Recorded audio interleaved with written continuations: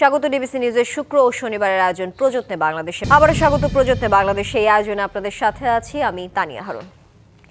গত নভেম্বর মাসে দেশি বিদেশি 30টি নম্বর থেকে বিভিন্ন ধরনের হুমকি পেয়েছেন বলে ফেসবুকে জানিয়েছিলেন জুলাই আন্দোলনের সম্মুখ সারির যোদ্ধা ওসমান হাদি, যেখানে তাকে শুধু হত্যাই নয়, তার বাড়িতে আগুন সহ তার মা, বোন ও স্ত্রীকে ধর্ষণের হুমকির কথা উল্লেখ করেছিলেন তিনি। সেই হুমকির এক মাস না পেরোতেই গতকাল শুক্রবার নির্বাচনী প্রচারণায় গিয়ে গুলিবিদ্ধ হয়ে জীবন মৃত্যুর সন্ধিক্ষণে সময় পার করছেন ঢাকা ৮ আসনের সম্ভাব্য স্বতন্ত্র প্রার্থী ওসমান হাদি। তার উপর এই হামলার পর চাঞ্চল্যকর তথ্য সামনে এসেছে, যেখানে বলা হয়েছে হাদি সহ শীর্ষস্থানীয় কয়েকজন জুলাই সংগঠকের উপর হত্যার উদ্দেশ্য হামলার আগাম সুনির্দিষ্ট তথ্য সরকারকে জানানো হলেও কার্যকর কোনো ব্যবস্থা নেওয়া হয়নি। এছাড়া সম্প্রতি সামাজিক মাধ্যমে একটি গোপন অডিও বার্তা ছড়িয়ে পড়েছে, যেখানে আওয়ামী লীগের উদ্যোগে 11 ডিসেম্বরের পর সারা দেশে টার্গেট কিলিংয়ের ভয়ঙ্কর পরিকল্পনার কথা উল্লেখ করা হয়েছে। ঘটনার পরিপ্রেক্ষিতে আইন শৃঙ্খলা পরিস্থিতি নিয়ে যেমন প্রশ্ন উঠেছে, তেমনি নির্বাচনে অংশ নেওয়া অন্য প্রার্থীদের নিরাপত্তা কিভাবে নিশ্চিত হবে সেই নিয়েও উদ্বেগ প্রকাশ করেছে বিভিন্ন রাজনৈতিক দল এবং সংগঠক। হাদির ওপর এই হামলা কি শুধুই আইন শৃঙ্খলা পরিস্থিতির অবনতির ফল নাকি অন্য কিছু? এসব নিয়ে আলোচনায় আজ প্রযত্নে বাংলাদেশে আছেন বিএনপির সাবেক সংসদ সদস্য ও কেন্দ্রীয় নির্বাহী কমিটির সদস্য নাজিমুদ্দিন আলম এবং আছেন এবি পার্টির চেয়ারম্যান মুজিবুর রহমান মঞ্জু। দুজনকেই স্বাগত জানাচ্ছি প্রযত্নে বাংলাদেশে। মুজিবুর রহমান মঞ্জু, আপনাকে দিয়ে শুরু করতে চাই। যেমনটা জানাচ্ছিলাম, ঢাকা ৮ আসনের স্বতন্ত্র প্রার্থী ওসমান হাদি গুলিবিদ্ধ হয়েছেন। তার এক মাস আগেই তিনি জানিয়েছিলেন দেশি বিদেশি 30টিরও বেশি আসলে নম্বর থেকে তিনি বিভিন্ন হুমকির সম্মুখীন হয়েছে। যে একজন প্রার্থী প্রকাশ্যে হুমকির কথা তিনি বলেছেন, হামলার শিকার হলেন, কিন্তু যখন হুমকির কথা বলেছেন তখন সরকারের তরফ থেকে কোনো কার্যকর পদক্ষেপ নেওয়া হয়নি। এটাতে আসলে গণতন্ত্র কতটা নিরাপদ থাকে? এটা কি শুধুই অবহেলা নাকি আপনি মনে করছেন রাজনৈতিক ব্যর্থতাও রয়েছে? ধন্যবাদ তানিয়া আপনাকে। আলম ভাই আছেন, দর্শকদেরকেও আমরা খুব ব্যথিত উদ্বিগ্ন হৃদয়ে আমরা কথা বলছি। আগামীকাল 14 ডিসেম্বর বুদ্ধিজীবী দিবস, এরপরের একদিন পরে আমাদের মহান বিজয় দিবস। এমন একটা সময়ে আমরা এসে আজকে কথা বলছি, আমরা সবাই খুবই ভারাক্রান্ত। কারণ দেখেন, আমাদের যে কথাগুলো আপনি বললেন, সবাই আমরা সবসময় বলেছি যে আওয়ামী লীগ প্রকাশ্যেই বলছে যে তারা শোধ নেবে, তারা শান্তিতে থাকতে দেবে না কাউকে। এবং যেই টার্গেট কিলিংয়ের কথা বলেছেন, আপনিও হয়তো শুনেছেন, আলম ভাই হয়তো শুনেছেন। আপনার একটা টেলিগ্রাম বার্তায় আমি দেখলাম যে আওয়ামী লীগের একজন নেতা বলছেন যে আমরা ওদেরকে ঘরে ঘরে গিয়ে খুন করব। শেখ হাসিনা তখন বলছেন যে এগুলো শুধু মুখের কথা বললে হবে না, করে দেখাইতে হবে। এটা আমরা সবাই সোশ্যাল মিডিয়াতে এই বক্তব্যটা শুনেছি, সরকারের নিশ্চয়ই সবাই শুনেছে। তাহলে যেখানে তারা বলছে যে করে দেখাইতে হবে, ঘরে ঘরে গিয়ে খুন করব, এরকম একটা বার্তার পরে, এরকম একটা সিচুয়েশনের পরে সরকারের পক্ষ থেকে কোনো ধরনের গোয়েন্দা তৎপরতা, কোনো ধরনের একটা বিষয় যে তারা নিয়ে এসেছে সামনে, কিছুই আমরা দেখতে পাই না। অথচ আমরা আগে দেখতাম যে আমাদের এসবি, আমাদের ডিবি, আমাদের র্যাব, কত তারা দেখা যাচ্ছে কোথাও একটা গোপন মিটিং হচ্ছে, সেখান থেকে পর্যন্ত লোক ধরে নিয়ে আসতেছে। কোথাও যে দেখছে যে নাশকতার চেষ্টা হচ্ছে, সেখান থেকে পর্যন্ত লোক ধরে এনেছে। বিএনপির কোথাও একটা মিটিং হচ্ছে, সেখানে ধরে বলছে যে এখানে নাশকতার চেষ্টা হচ্ছে। জামাতের কোথাও ঘরোয়া বৈঠক হচ্ছে, সেখান থেকে ধরে নিয়ে আসছে। সুতরাং এটা অত্যন্ত পরিষ্কার যে আইন শৃঙ্খলা রক্ষাকারী বাহিনী, আমাদের যারাই আছেন, সকলেই এই সিচুয়েশন ফেস করতে পারছেন না। এবং এই যে এতদিন আমরা শুনলাম যে বিভিন্ন ধরনের ঘটনা, আপনি দেখবেন গত কয়েকদিন আগে আরও কয়েকটা ঘটনা ঘটেছে। চট্টগ্রামে একজন প্রার্থীর নির্বাচনী প্রচার অভিযানে গুলি করে একটা লোককে হত্যা করা হয়েছে। আমরা কিন্তু জানি না ওই ঘটনার কি বিচার হয়েছে বা কতজনকে গ্রেফতার করা হয়েছে। পরশুদিন আপনার একজন জুলাই যোদ্ধাকে হত্যা করা হয়েছে চট্টগ্রাম মিরসরাইতে, সেখানেও আমরা জানি না কারা গ্রেফতার হয়েছে কিনা, কি পরিস্থিতি। ওসমান হাদিকে দিনে দুপুরে গুলি করা হলো, ছবি পাওয়া গেল, তার কাহিনী আমরা আজকে 3-4 দিন ধরে শুনছি যে সে ছাত্রলীগ করতো, সে আপনার অস্ত্রসহ অ্যারেস্ট হয়েছিল এই যে অক্টোবরে, ঠিক আছে, 28 অক্টোবর অ্যারেস্ট হয়েছে, আবার সে হাইকোর্ট থেকে বেল নিয়ে বেরিয়ে এসেছে। এবং এই রকমের লোকেরা পার্টির মধ্যে, হাদির সংগঠনের মধ্যে ঢুকে গিয়ে আজকে এরকম একটা কিলিং করেছে, টার্গেট কিলিং, এবং একদম কাছ থেকে গুলি করে। হাদির, আমি গতকালকে সারাদিন সেখানে ছিলাম ঢাকা মেডিকেল কলেজে। আপনার যেভাবে গুলিটা করা হয়েছে, এটা একদম প্রশিক্ষিত শুটারের গুলি, অর্থাৎ আপনি যে কথাটা বলেছেন, আমরা এখানে সরকারকে খুবই অকার্যকর দেখতে পাচ্ছি। আপনি দেখেন, আমার এই ফোনে আপনি অনেকগুলো মেসেজ এসেছে। কি মেসেজ? সবাই বলছে ভাই একটু সাবধানে থাকেন, অপরিচিত লোক দেখলে মানে খেয়াল করবেন, রাস্তা দিয়ে চলার জন্য সবাইকে বলে দেন, ইত্যাদি ইত্যাদি। আচ্ছা, তো আমরা তো নির্বাচন করব, আমরা তো অপরিচিত লোকের কাছে গিয়েই তো ভোট চাইবো, তাই না? তাহলে আপনি বলেন, আমি তাহলে নির্বাচনী প্রচার অভিযান প্রার্থীরা কীভাবে করবে? আমরা যারা রাজনীতি করি, আমরা আমাদের জীবনে বহু এরকম হুমকি ধমকি, হত্যা, এগুলো আমরা ফেস করেছি। আমরা এগুলোকে যদি কেয়ার করতাম তাহলে তো রাজনীতি করতাম না। কথা হচ্ছে, এরকম হত্যা করে তো কখনো রাজনীতির পথ বন্ধ করা যায় নাই। অতীতে গিয়েছে, যায়নি তো। জিয়াউর রহমানকে হত্যা করা হয়েছে, শেখ মুজিবুর রহমানকে হত্যা করা হয়েছে। আমি যেভাবেই হোক, যে ন্যায্যতা হোক অন্যায্যতা হোক, যেভাবেই হোক, কিন্তু রাজনীতি কি শেষ হয়েছে? হয় নাই তো। সুতরাং ওসমান হাদিকে হত্যা করলে বা আমাদেরকে হত্যা করলে আমাদের রাজনীতি তো শেষ হয়ে যাবে না। এই জিনিসটা যারা, এই যে আওয়ামী লীগকে আমি যেটা আশঙ্কা করেছিলাম যে আওয়ামী লীগ এই ধরনের ধ্বংসাত্মক পথে যাবে, কত বড় ভুল পথে যাচ্ছে আপনি চিন্তা করেন। এমনিতে আওয়ামী লীগ তার রাজনীতিটাকে ধ্বংস করেছে শেখ হাসিনা। আওয়ামী লীগের লোকদেরকে আজকে বাংলাদেশে ঝুঁকিপূর্ণ জায়গায় নিয়ে গেছে আওয়ামী লীগের রাজনীতিকে। শেখ হাসিনা আবার এই হত্যাকাণ্ডের রাজনীতি করতে চাচ্ছে। হত্যাকাণ্ডের রাজনীতি করেই তো গণহত্যার এত বড় একটা মেডেল শেখ হাসিনার গলায়, আওয়ামী লীগের গলায়। আজকে আওয়ামী লীগের রাজনীতি আজকে বাংলাদেশের কার্যক্রম নিষিদ্ধ। আমাদেরকে যদি এভাবে হত্যা করার গুপ্ত হত্যারই বাহন থাকে, আপনি কি মনে করেন আমাদের রাজনীতি থেমে যাবে? আপনি কি মনে করেন আওয়ামী লীগের রাজনীতি এখানে আবার কখনো উত্থান ঘটবে? ঘটবে না। সেই সাথে যেদিন তফসিল ঘোষণা হলো, সেখানে বলা হয়েছিল এবার সবচেয়ে রেকর্ড সংখ্যক আইন শৃঙ্খলা বাহিনী মোতায়েন থাকবে, 9 লাখ সদস্যের কথা বলা হয়েছে। এত বড় নিরাপত্তা বাহিনী যখন মোতায়েনের ঘোষণা দেয়া হয়েছে, এরপরও এমন ঘটনা, সাধারণ প্রার্থীরা আসলে কিভাবে মাঠে নামবে সেটা নিয়েও প্রশ্ন উঠছে। সেই সাথে প্রশ্ন উঠছে যে এই ধরনের ঘোষণা কি কেবল কাগজে কলমে সীমাবদ্ধ কিনা? না, এটা একেবারেই কাগজে কলমে সীমাবদ্ধ। এটা একেবারেই কাগজে কলমে সীমাবদ্ধ। কারণ আমরা এখন পর্যন্ত কোনো ধরনের, দেখেন, এতদিন বলা হয়েছে যে ইলেকশন শিডিউল ঘোষণা করার পর দেখা যাবে কি হয়, দেখবেন কি হয়। আমরা সেনাবাহিনীর লোক কাছ থেকে আশ্বাস পেয়েছিলাম যে তারা একটা কম্বিং অপারেশন করবে, অস্ত্র উদ্ধার হবে। এ পর্যন্ত অস্ত্র ব্যবহার করে হত্যাকাণ্ড ঘটানো হচ্ছে বিভিন্ন জায়গায়, এখন পর্যন্ত অস্ত্র উদ্ধার হয় নাই। এখন পর্যন্ত তথ্যের ভিত্তিতে কাউকে আগাম গ্রেফতার করার খবর আমরা পাই নাই, যে যারা এই ধরনের হত্যাকাণ্ডগুলো ঘটনাগুলো ঘটাচ্ছে। আমি আপনাকে বলি, আজকে আমার কাছে 6 জনের একটা লিস্ট এসেছে, যে এই 6 জন হিট লিস্টে আছে। তার মধ্যে আমাদের দলের সেক্রেটারি ব্যারিস্টার ফুয়াদের নাম বলা হচ্ছে। তারপরে আপনার এই যে ওসমান হাদির আরেকজন সহযোগী, যে ঢাকা বিশ্ববিদ্যালয়ের ছাত্র সংসদের সদস্য তাসনিম জুমা, ওই মেয়েটার নামে বলা হচ্ছে যে তাকেও কিল করার জন্য অলরেডি হত্যাকারী বাহিনী লেলিয়ে দেওয়া হয়েছে, বের করা হয়েছে। এখন এই জিনিসগুলো, এই যে আমি এখন আপনাকে বললাম, গোয়েন্দা সংস্থার লোকেরা তারা কি শুনছে না এই কথাটা? তাহলে কি তারা ব্যবস্থা নিচ্ছে? আমার কথা হচ্ছে, আমরা যারা রাজনীতি করি, আমরা এগুলো বললাম তো, আমরা জীবনে এই ধরনের বহু পরিস্থিতি আমরা ফেস করেছি। আমাদের জীবন থামবে না, আমরা এগুলো নিয়ে খুব যে প্যানিক হবো তা না। কিন্তু আপনি বলেন, আজকে যে সরকার যে নির্বাচনটা ঘোষণা দিল, আমরা বারবার আশঙ্কা করছিলাম যে নির্বাচন হওয়া নিয়ে আমাদের কোনো শঙ্কা নাই, কিন্তু নির্বাচন সুষ্ঠুভাবে হবে কিনা সেটা নিয়ে শঙ্কা। আপনাকে বলি, সরকার যদি ব্যবস্থা না নেয়, আগামী 1 মাসের মধ্যে আরও অনেকগুলো ঘটনা ঘটবে, এবং একটা পর্যায়ে এরকম ঘটনা যদি আর 2-3টা ঘটে, আপনি ধরে নেন যে নির্বাচন হওয়ার আর কোনো সম্ভাবনা থাকবে না। কারণ প্রার্থীরা কেউই, কারণ এখন ধরেন আমার আলম ভাই আমার প্রতিদ্বন্দ্বী প্রার্থী, আমাকে কেউ একজন এসে মেরে গেলো, আমি তো বলবো যে আলম ভাই মারাইছে, তাই না? এবং আলম ভাইকে আমি যখন আলম ভাইকে ব্লেম করবো, আলম ভাই নিশ্চয়ই তখন পাল্টা করবেন, এবং এভাবেই তো আমাদের সংঘাতটা ছড়িয়ে পড়বে।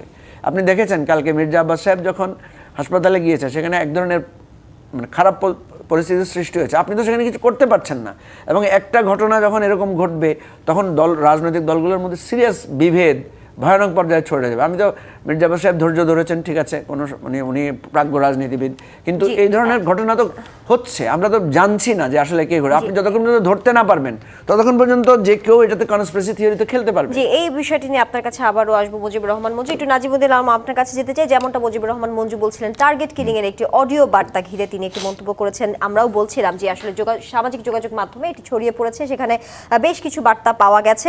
এই অডিও বার্তা নিয়ে আসলে আপনার মূল্যায়ন কি জানতে চাই, সেই সাথে জানতে চাই সরকারের তদন্তে এই মুহূর্তে কি আস্থা আছে কিনা? আপনাকে অসংখ্য ধন্যবাদ, এবং আমার সহ আলোচক এবি পার্টির চেয়ারম্যান মুজিবুর রহমান মঞ্জু, তাকেও শুভেচ্ছা, এবং যারা আমাদের অনুষ্ঠান শুনছেন সবাইকে আমার শুভেচ্ছা এবং সালাম। আসসালামু আলাইকুম। যে কথা উনি বলছেন, যে এটা আপনি ঠিকই বলছেন, যে এটা খুবই দুঃখজনক যে আজকে ওসমান হাদি জুলাই আগস্টের যোদ্ধা এবং সাহসী বলিষ্ঠ কণ্ঠস্বর, আজকে আমরা সবাই মর্মাহত। তার এই আঘাত, তাকে এইভাবে নির্মমভাবে গুলি করে হত্যা করার উদ্দেশ্যেই এই ঘটনা সংঘটিত হয়েছে। এবং নিঃসন্দেহে যিনি গুলি করেছেন একেবারে প্রফেশনাল কিলার। আর যে কথাটা বললেন আপনি যে ডিভাইসের মাধ্যমে, অডিও বার্তার মাধ্যমে যে নির্দেশনাটা দীর্ঘদিন যাবৎ দিয়ে আসছেন, কারণ তারা খুব সংক্ষুব্ধ, তারা জনগণ দ্বারা বিতাড়িত, তারা জনবিচ্ছিন্ন এবং তাদের লুটপাট, খুন খারাপি এবং বিভিন্ন অপকর্মের কারণে 17টি বছর তারা গণতন্ত্রকে গলাটিপে হত্যা করেছে, তারা জনগণের ভোটের অধিকার কেড়ে নিয়েছে, তারা মানবাধিকার লঙ্ঘন করেছে, যার ফলে রোষানলে পড়ে তারা পালিয়ে যেতে বাধ্য হয়েছে। আজকে যেহেতু তারা সংক্ষুব্ধ এবং তাদের রাজনৈতিক কর্মকাণ্ড, তাদের বিতর্কিত ভূমিকার কারণে আমাদের সকল রাজনৈতিক দল, ফ্যাসিবাদ বিরোধী যারা ছিলাম, সবাই তাদেরকে নিষিদ্ধ করার জন্য সিদ্ধান্ত নিয়েছে। বর্তমান মাননীয় প্রধান উপদেষ্টা, নোবেল লরিয়েট, তার সরকার তাদেরকে রাজনৈতিক কর্মকাণ্ড নিষিদ্ধ করেছে, মানে বাস্তব সত্যতার কারণেই এবং যৌক্তিক কারণেই। সে কারণে তারা খুব সংক্ষুব্ধ হয়েই আজকে তারা বিভিন্ন বার্তা দিচ্ছে। যে একটা হলো তাদের বার্তা, নির্বাচনটাকে বানচাল করতে হবে, এই গভর্নমেন্টকে ব্যর্থ করতে হবে এবং বিভিন্নভাবে প্রয়োজনে কিলিং করতে হবে, দেশের ভিতরে অরাজকতা, ক্যাওয়াস কমপ্লিট করে একটা ব্লাডশেড, আগুন জ্বালানো, এইটি হলো তাদের কাজ। এবং আওয়ামী লীগের কাজটাই এরকম, অতীতও আমরা দেখেছি তাদের কাজ কারবারই এরকম। যদি আপনি আমার ফাঁসি চাই বইটা, শেখ হাসিনার এপিএ ছিল মতিউর রহমান রিন্টু, এই বইটা যদি আপনি পড়েন, তার মানসিকতা কি এটা আপনি বুঝতে পারবেন। এবং দেশের মানুষ বুঝতে পেরেছেন যে জুলাই আগস্টের পরে উনি যেভাবে ক্লিন করতে বলছেন, লক্ষ লক্ষ গুলি করে মেরে ফেলতে হবে, এটা করতে হবে, সেটা করতে হবে, উনি এই মেন্টালিটির। এবং ওখানে বসে বসে উনি এগুলো করছেন এবং তারই অংশ হিসাবে এই যে দেশে বিদেশ থেকে তাকে হুমকি দিচ্ছে ওসমান হাদিকে। আজকে সে মৃত্যুর মানে পথে, আমরা আল্লাহর কাছে দোয়া করি যেন সুস্থ হয়ে আসে এবং তাড়াতাড়ি সে আরোগ্য লাভ করে এবং আবার আমাদের মাঝে ফিরে আসুক, এটা আমরা কামনা করি। পাশাপাশি আমি আরও ধিক্কার জানাই, ঘৃণা জানাই এবং আমার নেতা, ভারপ্রাপ্ত চেয়ারম্যান মহোদয় জনাব তারেক রহমান সাহেব, তিনি বলেছেন, প্রতিবাদ জানিয়েছেন, নিন্দা জানিয়েছেন, ঘৃণা প্রকাশ করেছেন এই অপকর্মের জন্য। আমাদের পার্টি থেকে পার্টির মহাসচিব, আমাদের সিনিয়র যুগ্ম মহাসচিব রুহুল কবির রিজভী আহমেদ, আমরা সবাই, ইভেন মির্জা আব্বাস ভাইও, আজকে প্রতিবাদ সভা হয়েছে এবং দৃষ্টান্তমূলক শাস্তি দেওয়ার জন্য বলা হয়েছে। আর এখানে কথাটা হলো যে এদের কাজ হলো একটাই, যে নির্বাচনটাকে বানচাল করার। তো এখন আমাদের সরকারের পদক্ষেপটা নিতে হবে, যেহেতু আপনি লক্ষ্য করবেন যে নির্বাচন তফসিল ঘোষণা করা হয়েছে, তফসিল ঘোষণার পরেই একজন প্রার্থীকে এভাবে আঘাত করা হয়েছে। ইতিপূর্বে কিন্তু আমাদের একজন প্রার্থী চট্টগ্রামেও এরশাদুল্লাহকে গুলি করা হয়েছিল। তো আবার পাবনাতেও একটা ঘটনা ঘটেছে। তো ফলে এই সমস্ত ব্যাপারগুলো আইডেন্টিফাই করে ফাইন্ড আউট করে যাতে দৃষ্টান্তমূলক শাস্তি দেওয়া হয়। গভর্নমেন্ট এইখানটা একটু তাদের কিছু ব্যর্থতা রয়েছে আইনশৃঙ্খলার ব্যাপারে। আইনশৃঙ্খলার ব্যাপারে যদি তারা কঠিন পদক্ষেপ না নেয়, তারা বিভিন্নভাবে ডিভাইসের মাধ্যমে, প্রযুক্তির মাধ্যমে এই সমস্ত আসামিদেরকে ধরে ফেলানো উচিত। যেমন ওসমান হাদিকে যে খুন করার জন্য যে গুলি করেছে এই প্রফেশনাল কিলার ফয়সাল করিম, সে ছাত্রলীগের আদাবর থানার সভাপতি ছিল মোহাম্মদপুরে। হ্যাঁ, মোহাম্মদপুরে তাদের ক্যাডার এবং আপনার আওয়ামী লীগের, ছাত্রলীগের ক্যাডার। তো এই ক্যাডার আবার এখন দেখা যাচ্ছে, আবার আপনি দেখেন কি সুকৌশলে ছাত্র শিবিরের শেল্টারে চলে গেছে। ছাত্র শিবিরের আবার দেখলাম সাদিক কাইমের ক্যাম্পেনে করার জন্য সে, এটা ফেক, আচ্ছা ফেক হইতে পারে, কিন্তু এই যে এইভাবে আমার মনে হচ্ছে ছাত্রলীগ, যুবলীগ, এরা ছাত্রদল, বিএনপি অথবা জামাতের শেল্টারে থেকে তারা কিন্তু উপর থেকে শেল্টার নেবে, শেল্টার নিয়ে আসলে শেখ হাসিনার নির্দেশ বাস্তবায়ন করবে, ইলেকশন বানচাল করবে। এই জন্য আমাদের বিএনপি এবং জামাত এবং অন্যান্য রাজনৈতিক দল, ফ্যাসিবাদ বিরোধী যারা ছিল, তাদেরকে সতর্ক থাকতে হবে যে সবাইকে আমাদের দলে গ্রহণ করা যাবে না। তা নাহলে তারা আমাদের শেল্টারের থেকে তারা বিভিন্নভাবে সবল করবে এবং তারা ঘোলা পানিতে মাছ শিকার করবে, কেউ ফায়দা লুটবে। তো এখন আপনাকে এই জন্য চিন্তা করতে হবে, প্রত্যেকটা রাজনৈতিক দল, ফ্যাসিবাদ বিরোধী যারা আমরা রয়েছি, যেহেতু আমরা নির্বাচনের ট্রেনে উঠে গিয়েছি, এখন আমাদের সুষ্ঠু, অবাধ নিরপেক্ষ নির্বাচন, এটা জনগণের প্রত্যাশা এবং এটা হলো বিরাট একটা চ্যালেঞ্জ। ফ্যাসিবাদ বিরোধী আমরা যারা ছিলাম আমাদের জন্য চ্যালেঞ্জ এবং এই গভর্নমেন্টের একটা চ্যালেঞ্জ, এবং ইন্টারিম গভর্নমেন্ট। নির্বাচনের প্রশ্নে যে চ্যালেঞ্জগুলো রয়েছে সেই জন্য আমাদের সকলকে সহনশীল হতে হবে। এই যে আব্বাস ভাই গেল সহানুভূতি জানাতে, তাকে কটাক্ষ করা আননেসেসারি। আব্বাস ভাই কেন আপনার আমাদেরকে প্রতিপক্ষ একজন, ওরা তো একটা মানে যাই হোক ছোটখাটো পার্টি, কিন্তু পার্টির প্রধান, ও একটা জুলাই যোদ্ধা, তাকে কেন মারতে যাবে বিএনপির মতো এত বড় রাজনৈতিক দল? আমাদের কি প্রতিদ্বন্দ্বী তারা? তারা তো অত্যন্ত ছোট আদরের স্নেহভাজন। নির্বাচন ঘিরে এবং এই যে আইন শৃঙ্খলা অবনতি, এই বিষয়টি নিয়ে আবার আব্বাস ভাইয়ের সাথে আচরণটাও ঠিক হয় নাই। এগুলি দায়িত্বশীল ভূমিকা রাখতে হবে। প্রযত্নে বাংলাদেশের এই পর্যায়ে একটি বিরতি নিচ্ছি, সঙ্গে থাকুন। আবারও স্বাগত প্রযত্নে বাংলাদেশে। মুজিবুর রহমান মঞ্জু, এবারে আপনাকে দিয়ে শুরু করতে চাই। গতকালকে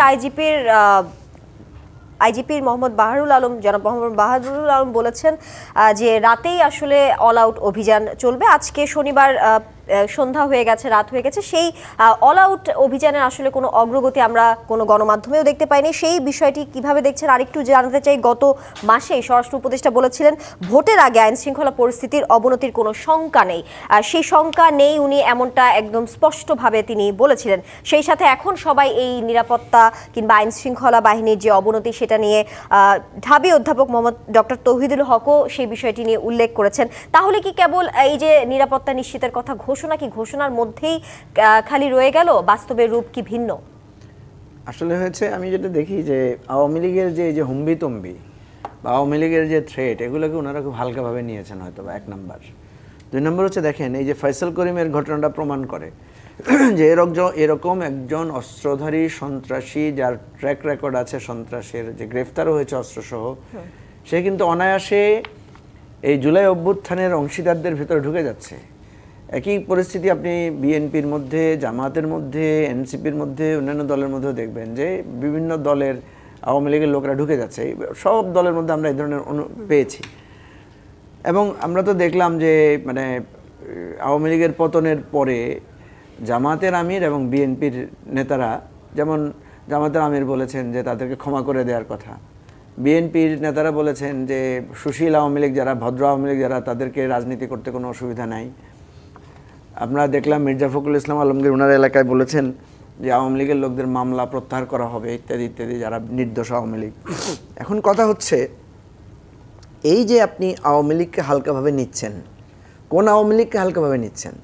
যে আওয়ামী লীগ 15 বছর আপনাকে ঘরে থাকতে দেয় নাই, যে আওয়ামী লীগ আপনাকে গুম করেছে, খুন করেছে, আপনার সম্পদ কেড়ে নিয়েছে, আপনার রাজনৈতিক অধিকার ক্ষুণ্ণ করেছে, আপনার এমন কোনো হেন অপকর্ম নাই, চাঁদাবাজি, সন্ত্রাস, ধর্ষণ, খুন নাই, করে নাই। এবং যে আওয়ামী লীগের টেনিউরটা শেষ করেছে সে ভয়ঙ্কর গণহত্যা দিয়ে, নৃশংসতা দিয়ে, লাশ পুড়িয়ে দেয়া। আমরা বহুদিন, মানে এটা বাংলাদেশে এটা রেয়ার ঘটনা। 25শে মার্চের 71-এর গণহত্যার পর এরকম গণহত্যা কোনো রেজিমে আমরা দেখি নাই।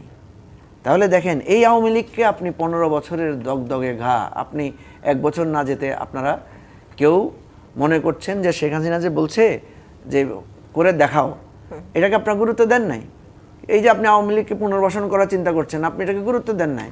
ফলে এই গুরুত্ব না দেওয়ার খেসারত আজকে ওসমান বিন হাদি দিচ্ছে।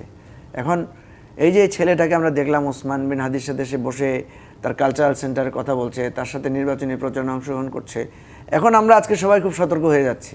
আমরা আজকে দেখছি আমাদের অফিসে অপরিচিত কেউ আসছে কিনা, অপরিচিত কেউ আমার সাথে নতুন করে সম্পর্ক তৈরি করছে কিনা, এগুলো দেখছি। এই দেখাটা তো আমার আগে দেখা দরকার ছিল। আজকে যে পুলিশ বা আমাদেরকে বারবার বলছে আপনাদের অফিসে নতুন লোক আসছে কিনা দেখেন, এই কথাটা আপনারা আমাদেরকে এতদিন আগে কেন সতর্ক করেন নাই? তার মানে হচ্ছে আপনারা এটার কনসিকুয়েন্স নিয়ে ভাবেন নাই।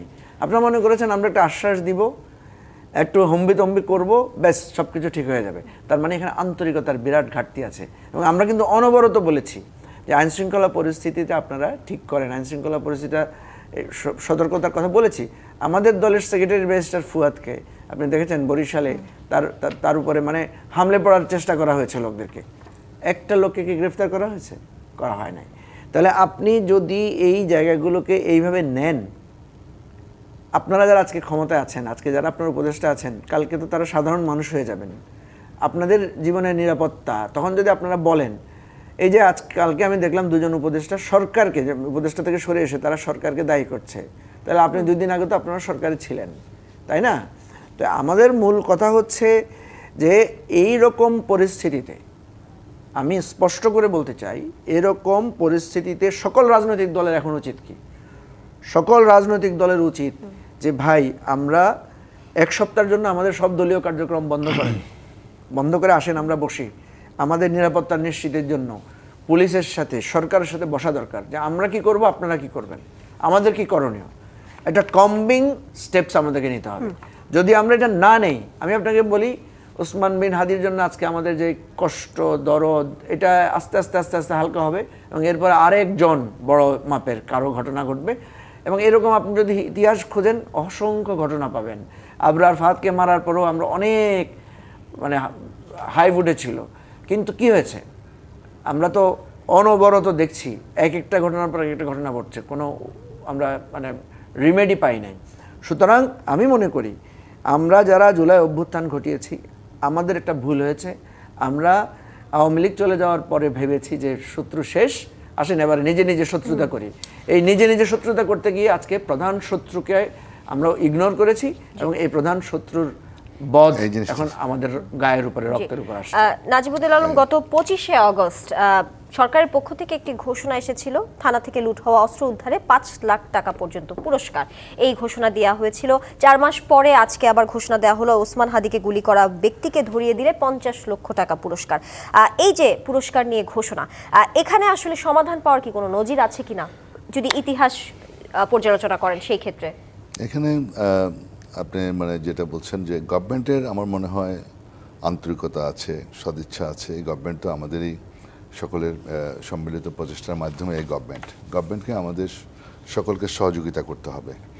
এখানে একটা জিনিস কি, আপনার প্রশাসনিকভাবে বিভিন্ন যারা আছে যে ব্যর্থতার কারণ হলো কিছু কিছু জায়গায় আমার কেন যেন মনে হচ্ছে যে যারা আওয়ামী লীগকে সহযোগিতা করেছিল এখনও বিভিন্ন জায়গায় তাদের ভিতরে সেই ওই ইয়েটা কাজ করে, একটা ফিলিংস কাজ করে আওয়ামী লীগের প্রতি। তা না হলে আপনার আপনি জানেন যে আওয়ামী লীগের কাছে প্রচুর টাকা, প্রচুর অর্থ, তারা আমাদের ইলেকশনটা বানচাল করার চেষ্টা করবে।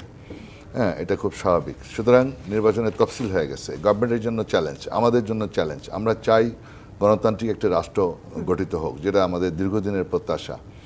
জনগণ স্বতঃস্ফূর্তভাবে ভোট দিবে, সেটাই আমাদের প্রত্যাশা। এখন আপনি দেখেন বিভিন্নভাবে আমাদের ফ্যাসিবাদ বিরোধী যারা আমরা ছিলাম, আমি বারবার বিভিন্ন সময় আমরা বলার চেষ্টা করেছি যে কথাটা মঞ্জু ভাই বললেন যে আমাদের ভিতরে দূরত্ব সৃষ্টিও হচ্ছে এবং আলটিমেটলি দূরত্ব সৃষ্টি হলে লাভটা কার হবে, এই জিনিসটা আমরা বুঝতেছি না। বারবার আমাদের রাজনৈতিক দলের কিছু কিছু নেতৃত্ব থেকে এমন কিছু বক্তব্য আসছে যে বক্তব্যে আমাদের নিজেদের ভিতরে দূরত্ব সৃষ্টি হচ্ছে। আমাদের যার যার অবস্থান থেকে আমার অবস্থানটা কি, আমার চেহারাটা আয়নায় দেখা উচিত যে আমি এই কথাটা বলার যোগ্যতা রাখি কিনা, আমি অমুকের সম্পর্কে এই কথাটা বলতে পারি কিনা। তো আমাদের সকলের একটু দায়িত্বশীল হওয়া উচিত। রাজনৈতিক দল আমরা যারা ফ্যাসিবাদ বিরোধী ছিলাম, আমাদের ভিতরে একটু ডেমোক্রেটিক অ্যাটিটিউড এবং শ্রদ্ধাবোধ, একটু আন্তরিকতা, একটু সৌহার্দ্যপূর্ণ এই পরিবেশ থাকতে হবে। যদি আমরা সেই আগের মতো আমাদের মারমুখী হই, একের প্রতি এক কটাক্ষ করে কথা বলি, হ্যাঁ, এই জিনিসগুলো কিন্তু আমাদেরকে খুব খারাপ পথের দিকে নিয়ে যাবে।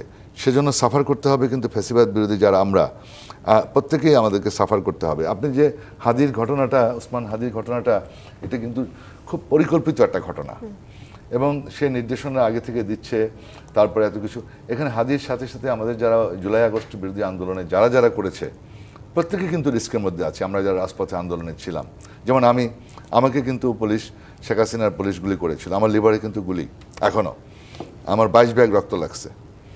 আমি কিন্তু একেবারে মৃত্যুসজ্জায়, আল্লাহর অসীম রহমতে আমি বেঁচে আছি। আমার নেত্রী দেশনেত্রী বেগম খালেদা জিয়া, তার সার্বিক তত্ত্বাবধানে আমার স্কয়ার হাসপাতালে চিকিৎসা হয়েছে, পরে আমাকে আমেরিকাতেও পাঠিয়েছিল। যাই হোক, এখনও 2টা লিভারে আমার গুলি আছে। আমাকে মেরে ফেলছিল আওয়ামী লীগ। আজকে তারপরে আমরা রাজপথ থেকে আমরা সরে যাই নাই, আমরা রাজপথে অ্যাক্টিভ। মঞ্জু ভাই রাজপথে অ্যাক্টিভ, আমাদের আরও যারা অ্যাক্টিভ ছিল জুলাই আগস্টে যারা নেতৃত্ব দিছে, বিএনপির অনেক নেতৃবৃন্দ আছে, জামাতের নেতৃবৃন্দ আছে, হেফাজতের নেতৃবৃন্দ আছে, আমরা প্রত্যেকে কিন্তু ঝুঁকির মধ্যে আছে। এই জিনিসটা বুঝতেছি না আমরা, কেন যে আমরা বুঝতে পারছি না যে আমাদের সবচেয়ে বড় শত্রু হলো আওয়ামী লীগ। জি। যে আওয়ামী লীগ আমাদেরকে পাখির মতো গুলি করে হত্যা করেছে, যে আওয়ামী লীগ শাপলা চত্বরে এই কি প্রসঙ্গ- নির্মম ঘটনা জি, ঘটিয়েছে, এই পিলখানার প্রসঙ্গতে আবারও ঘটনা। আপনার কাছে ফিরবো একটি তো বিরতি সুতরাং নিয়ে পিলখানার ফিরছি। ঘটনা এতগুলো আমাদের দক্ষ সেনাবাহিনীর অফিসারদেরকে হত্যা করেছে। জি, প্রযত্নে বাংলাদেশ অনুষ্ঠানে জুলাই আবারও আগস্টে বিরতি হত্যা নিচ্ছি, করেছে। সঙ্গেই থাকুন। আবারও স্বাগত প্রযত্নে বাংলাদেশে। নাজিবুদ্দিন আলম, বিরতির আগে আপনি বলছিলেন আওয়ামী লীগ প্রসঙ্গে এবং সব মহল থেকে আসলে নানাভাবে আলোচনা হচ্ছে যে আওয়ামী লীগ কিংবা পতিত সরকারের যারা ফ্যাসিস্ট ছিলেন তারা আসলে প্রত্যক্ষ বা পরোক্ষভাবে আসলে এই ধরনের সহিংসতার পেছনে দায়ী আছে। সেই বিষয়টি নিয়ে আপনার মন্তব্য জানবো।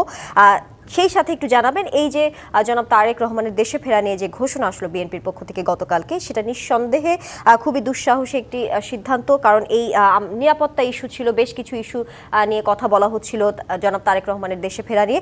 এই মুহূর্তে অনেকে বলছেন নির্বাচন বানচালের চেষ্টা যারা করছিলেন তাদের চেষ্টা এখন বিফলে যেতে বসেছে, এমনটা বিশেষজ্ঞরা বলছেন। সেই বিষয়টি নিয়েও আপনার মন্তব্য জানতে চাই। আমি প্রথমটা যে আপনি যে দ্বিতীয়টা যেটা বললেন, আমাদের ভারপ্রাপ্ত চেয়ারম্যান মহোদয় উনি যে 25 ডিসেম্বর আসার ব্যাপারে সিদ্ধান্ত নিয়েছেন, এটা আমাদের সকলেরই প্রত্যাশা। এই মুহূর্তে ওনার আসা উচিত, কারণ আপনি জানেন যে আমাদের তার মা এবং আমাদের মমতাময়ী মা এবং আমাদের সকলেরই মাতৃতুল্য আমাদের তিনবারের প্রধানমন্ত্রী, বিএনপি চেয়ারপারসন দেশনেত্রী বেগম খালেদা জিয়া দীর্ঘদিন যাবৎ অসুস্থ এবং খুবই একটা সিরিয়াস অবস্থা আছেন এবং তার এভার কেয়ারে তিনি চিকিৎসাধীন এবং প্রায় 20 জন অভিজ্ঞ ডাক্তাররা তারা পর্যবেক্ষণে রাখছেন, সার্বক্ষণিকভাবে চিকিৎসা করছেন এবং আমাদের ভারপ্রাপ্ত চেয়ারম্যান মহোদয়ের সহধর্মিণী ডক্টর জুবাইদা রহমান তিনিও এসছেন, তিনিও সার্বক্ষণিক সেই ডাক্তারদের সাথে একত্র হয়ে আমাদের নেত্রীর চিকিৎসার ব্যাপারে খোঁজখবর নিচ্ছেন। এই মুহূর্তে তার মার কাছে উনি আসবেন, এটাই স্বাভাবিক এবং আরও আগে আসার সবাই চিন্তা করেছেন, কিন্তু তার কিছু কিছু জটিলতা, কিছু কিছু সিকিউরিটি কনসার্ন সব কিছু বিবেচনা রেখেই আমরা বারবার বলেছিলাম যে উনি ঠিকই আসবেন এবং আলটিমেটলি উনি আসার সিদ্ধান্ত নিয়েছেন। এটা আমাদের জন্য, বিএনপি সারা দেশের নেতাকর্মীদের জন্য একটা খুশির সংবাদ এই দিক থেকে, কারণ উনি আসলে পরে আমরা মনে করি যে আমাদের পার্টি অর্গানাইজ হবে, আমাদের পার্টি আরও সুন্দরভাবে পরিচালিত হবে এবং এটা আমাদের খুবই বিশেষ প্রয়োজন তার আসাটা এবং দেশের জন্য, আইন শৃঙ্খলার জন্য, সব দিক থেকেই আমার মনে হয় গভর্নমেন্টের জন্য, দেশের সকলের জন্যই, আমাদের গণতন্ত্র উত্তরণের জন্য আমার মনে হয় এটা একটা বিশেষ, উনি আসলে পরে উনি বিশেষ ভূমিকা রাখতে পারবেন। এক, দুই, আরেকটা যে বলছেন যে আপনার আইন শৃঙ্খলার ব্যাপারে, আওয়ামী লীগ তো আপনার অনেক টাকা পয়সা লুটপাট করে তাদের হাতে প্রচুর টাকা, আর এদেশে 5,000 10,000 টাকা দিয়ে আপনার বোমা মারানো, গাড়ি জ্বালায় দেওয়া, এরকম অনেক রেকর্ড আছে। শেখ হাসিনার আপনার শেরাটনের সামনে বাস গান পাউডার দিয়ে বাস পোড়ায় দিয়ে মানুষ মারার ইতিহাস তাদের অনেক আছে, ট্রেনে আগুন জ্বালিয়ে দিয়ে মানুষ মারার অনেক ইতিহাস আছে। তাদের ভিতরে কোনো মানবতা কাজ করে না, অমানবিক। তারা সবসময় মানবাধিকার লঙ্ঘন করেছে।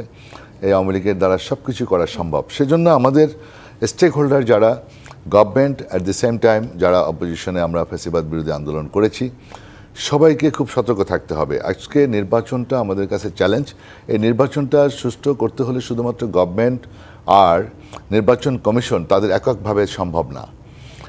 এটার জন্য আমাদের রাজনৈতিক দলের সদিচ্ছা, তাদের আন্তরিকতা, তাদের সৌহার্দ্যপূর্ণ পরিবেশ এবং গভর্নমেন্টকে, নির্বাচন কমিশনকে সহযোগিতা করা, যেমন আচরণবিধিগুলো, এই আচরণবিধিগুলো মেনে চলা। যদি আমরা আচরণবিধি মেনে না চলি তাহলে কি করতে পারবে? তো সুতরাং এই জিনিসগুলো আমাদের সকলকে সহনশীল হয়ে গণতন্ত্রের দিকে এগিয়ে যাওয়াটাই আমাদের লক্ষ্য থাকা উচিত। অর্থনৈতিক বিপর্যস্ত, অর্থনীতি চাঙ্গা করতে হলে আপনার নির্বাচনের বিকল্প নাই, জবাবদিহিমূলক সরকার লাগবে। প্রান্তিক পর্যায়ে সাধারণ মানুষ কিন্তু সঠিক বিচার পাচ্ছে না। তারা, আপনার একজন এমপি একটা সমস্যা পড়লে পরে, আপনি একটা সমস্যা পড়লে, নির্বাচনের আগে মৌলিক অধিকার যে নিরাপত্তা বিষয়টি নিয়েই বারবার প্রশ্ন আসছে, সেটি আসলে নিশ্চিত না হলে নির্বাচনে তো ভোটারদের উপস্থিতি নিয়েও আসলে অবশ্যই থাকবে না। অফকোর্স সংখ্যা থাকবে, যখন মানুষ ভোট দিতে আসবে না। একটা ভোটাররা আসবে কিভাবে? যখন দেখবে যে তার মানে প্রতিপক্ষের সাথে কোনো গন্ডগোল নাই, একটা সুন্দর একটা পরিবেশ আছে, একটা হেলদি অ্যাটমসফিয়ার আছে, হেলদি এনভায়রনমেন্ট আছে, তখন আপনার ভোটাররা আসবে। আমরা চাই ভোটাররা আসুক এবং একটা উৎসবমুখর পরিবেশে একটা ভোট হোক, জি, সেই যেটা প্রত্যাশা নোবেল নিশ্চয়ই, লরিয়েট চাচ্ছে, এটা তার জন্য সবারই চ্যালেঞ্জ। আছে যে একটি উৎসবমুখর পরিবেশে হোক সুষ্ঠু একটি নির্বাচন এবং এই জন্য যাতে রাজনৈতিক দেখতে দলের পাই। খুব দায়িত্বশীল হতে হবে। জি নিশ্চয়ই। মুজিবুর রহমান মঞ্জু, আপনার কাছে আসতে চাই। আওয়ামী লীগ এবং জাতীয় পার্টিকে নরমালাইজ করতে নানা চেষ্টা চলছে দাবি করে এনসিপির আহ্বায়ক নাহিদ ইসলাম বলেছেন টিভি টক শোতে তারা নিয়মিত অংশ নিচ্ছে কিংবা প্রশাসনের বিভিন্ন জায়গায় বৈঠক করছে। আমি একটু জানতে চাই, সরকার যেমন আওয়ামী লীগকে নিষিদ্ধ করেছে, কিন্তু জাতীয় পার্টির বিষয়ে সরকারের তো তেমন কোনো ব্যবস্থা আমি শুনতে পাইনি, গণমাধ্যমেও আসেনি। তো কেবল খালি টিভি টক শোতে অংশগ্রহণ করলেই কি আসলে তাদের নরমালাইজ করা হচ্ছে এমনটা কি বলা যায় কিনা? সরকারের কি কোনো দায় নেই? না, এখানে সরকারেরও দায় আছে। টিভি টক শোতে সমস্যা কি হয় জানেন? যেমন আমি কোনো একটা টেলিভিশন টক শোতে আমি দেখলাম যে জাতীয় পার্টির সেক্রেটারি ছিলেন, সম্ভবত এখানে বা অন্য কোথাও আর কি। তো জাতীয় পার্টির নেতারা যখন বলেন যে তারা যখন আমাদেরকে গণতন্ত্রের মানে শিক্ষা দেন বা আইনশৃঙ্খলা পরিস্থিতি দেন, দেখেন আমরা কিন্তু সরকারের সমালোচনা করছি, আইনশৃঙ্খলা পরিস্থিতির অবনতির জন্য আমরা সরকারকে নানা ধরনের জবাবদিহিতার মুখে আনছি, কিন্তু এই কথাটা যখন জাতীয় পার্টির নেতারা বলবেন সেটা কিন্তু মানুষ গ্রহণ করবে না। কেন করবে না? কারণ এই যে এর আগে যখন ভয়ানক হত্যাযজ্ঞ হয়েছে, এর আগে যখন ভোট ডাকাতি হয়েছে, চুরি হয়েছে, মানুষের অধিকার ক্ষুণ্ণ হয়েছে, তখন তারা ছিলেন বেনিফিশিয়ারির জায়গায়। এখন এসে যখন তারা ওই আমাদের টোনে কথা বলে তারা যখন নর্মালাইজ হতে চান, তখন অ্যাজ ইফ মনে হয় যেন তারা এই দেশ নিয়ে খুব আন্তরিক, তারা খুব দেশপ্রেমিক, তারা এই দেশের কখনো এগুলো দেখেন নাই, তারা এখন মব দেখেন।